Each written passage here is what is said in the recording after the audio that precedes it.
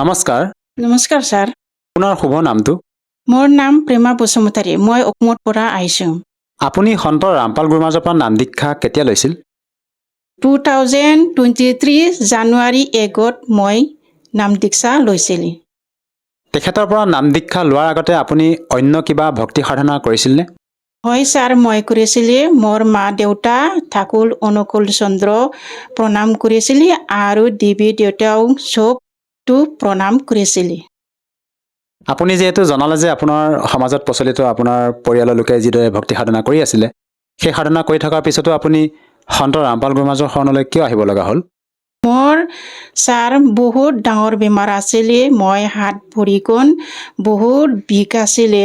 দিনে দিনে বাঢ়ি যায়। আকৌ ইমান মই ডক্তৰ দিছিলে, ইমান মই তান্ত্ৰিক দিছিলে, তথাপিও মই একো ভাল কৰিব পৰা নাই, লাভ পোৱা নাই।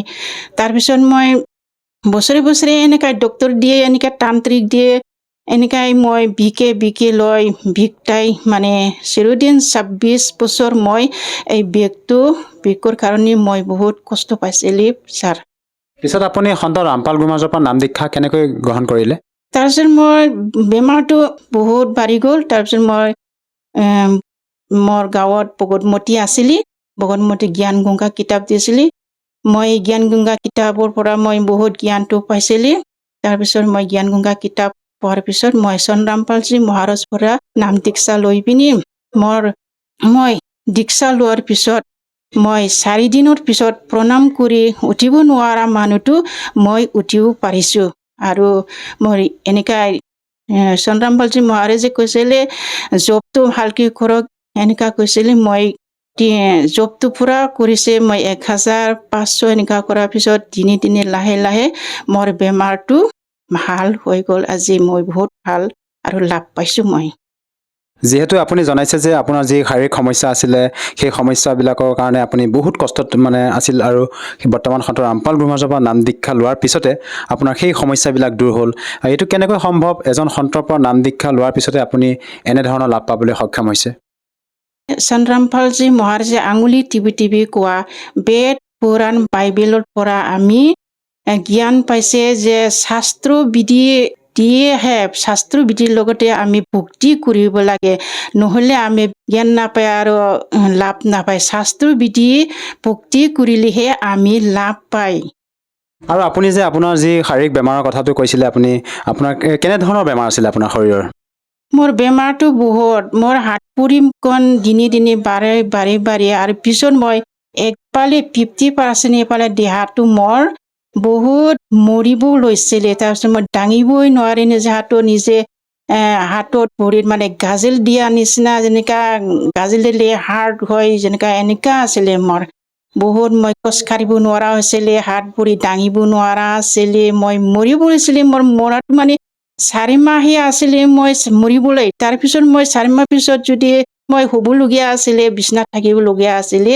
তাৰপিছত বিচনাত থাকিলেতো মই কিমান বাচিব আৰু এটা মই মৰিব লোৱাটো মই চন্দ্ৰ ৰামপালজী মহাৰাজৰ দীক্ষা লৈ পিনি এতিয়া মোৰ বাচি গ'ল আৰু ফূৰ্তি পালোঁ, ভাল পালোঁ আৰু বহুত লাভ পাইছোঁ মই।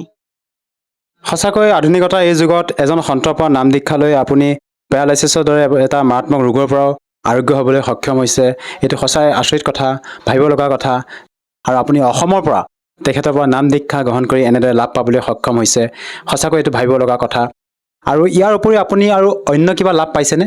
মইতো বহুত লাভ পাইছোঁ। জ্ঞান গংগা কিতাপ পঢ়ি পিনি, বেদ পুৰাণৰ আঙুলি টিপি চন্দ্ৰ ৰামপালজীয়ে দেখাই দিছে, এইটো মই জানিছোঁ। আৰু জানি শুনি মই বহুত এনেকা দেহাৰ কাৰণে, বেমাৰৰ কাৰণে বহুত লাভ। আৰু আমাৰ ঘৰত ইমান বেমেজালি আছিলে। মোৰ মতাটো মদ মাংস খাই পিনি, নিচা খাই পিনি ঘৰত বহুত মানে জোকৰা মাৰিছিলে। জোকৰা মাৰাটো এতিয়া একো নাই, চুপচাপ আছে। এতিয়া জোকৰা নামাৰে আৰু ভালকৈ আছে। আমি বহুত লাভ পাইছে। আৰু আপোনাৰ মানুহজনে কিমান বছৰ ধৰি নিচা সেৱন কৰিছিলে? নিচাটো এইটো জন্মৰ পৰা নিচা খাই।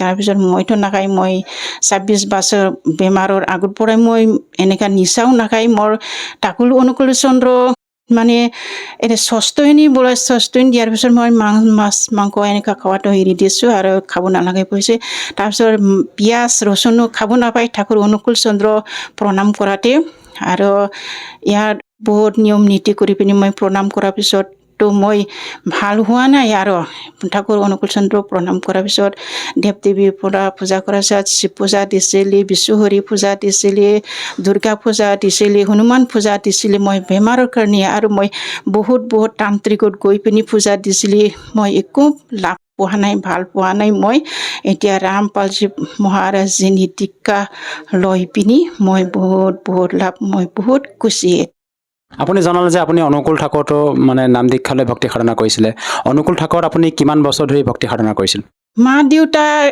আগত মা দেউতা বিয়া হোৱাৰ পিছত আছে বিয়া হোৱাতে আছে মই আৰু সৰু কালৰ পৰা মই মা দেউতাৰ লগতে মই প্ৰণাম কৰিছিলোঁ লগতে মা দেউতাৰ লগতে প্ৰণাম কৰিছিলোঁ আপুনি যিহেতু অনুকূল ঠাকুৰত যেতিয়া ভক্তি সাধনা কৰি আছিলে তেতিয়া আপোনাৰ যিবিলাক সমস্যা আছিলে দূৰ হোৱা নাছিলে আৰু বৰ্তমান আপুনি মত ব্যক্ত কৰিছে যে সন্ত ৰামপাল গুৰুমহাৰাজৰ পৰা নাম দীক্ষা লোৱাৰ পিছতে আপোনাৰ শাৰীৰিক যিবিলাক সমস্যা পাৰিবাৰিক যিবিলাক সমস্যা সকলো দূৰ হ'ল আৰু আপোনাৰ মানুহজনে নিচা সেৱন কৰাৰ বুলিও আপুনি ব্যক্ত কৰিছে বৰ্তমান মানুহজনে সেই নিচা যি সেৱন কৰাৰ বৰ অভ্যাস আছিলে সেয়া সম্পূৰ্ণৰূপে ত্যাগ কৰিবলৈ সক্ষম হ'লনে পুৰা এই এতিয়া ৰামপালজী মহাৰাজ পৰা জ্ঞানটো পাই পিনি জ্ঞান গা কিতাপ আৰু সৎসংটো ডেইলি চাই সৎসং নাচালে ঐ মনটো বেয়া লাগে ডেইলি এই ডিউটিৰ পৰা আহি মোবাইল ল'ব তাৰপিছত ৰামপালজী মহাৰাজে যিখিনি কথা কয় চব চাই থাকে শুনি থাকে এতিয়া মানে এতিয়া মাছ মাংস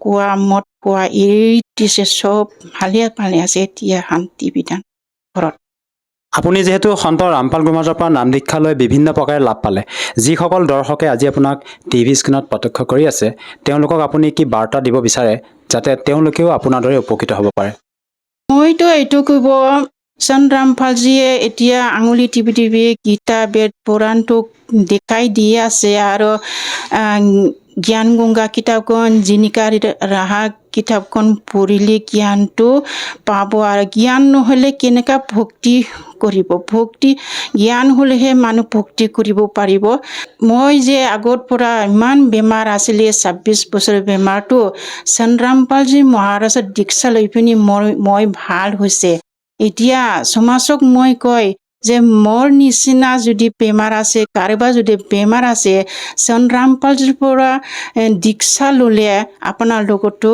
বহুত লাভ পাব আৰু বেমাৰ আজাৰ সমস্যাটো ভাল হ'ব যদিহে কোনো লোকে সন্ত ৰামপাল গুৰুমহাৰাজৰ পৰা নাম দীক্ষা ল'ব বিচাৰে কেনেকৈ ল'ব পাৰিব নাম দীক্ষাটো আজিকালি বহুত সুবিধা নিজে হাতত মোবাইল আছে এইটো ৰামপালজী মহাৰাজ বুলি চাৰ্চ কৰিলে ইয়াতো সৎসং পাব সৎসংগত মোবাইল নাম্বাৰ দিয়া থাকে এই মোবাইল নাম্বাৰটো যোগাযোগ কৰিলে নামদান চেণ্টাৰটো পাব আৰু বিনামূলীয়াকৈ দীক্ষাটো ল'ব পাৰিব ধন্যবাদ থাকিল সৎ চাহেব ছাৰ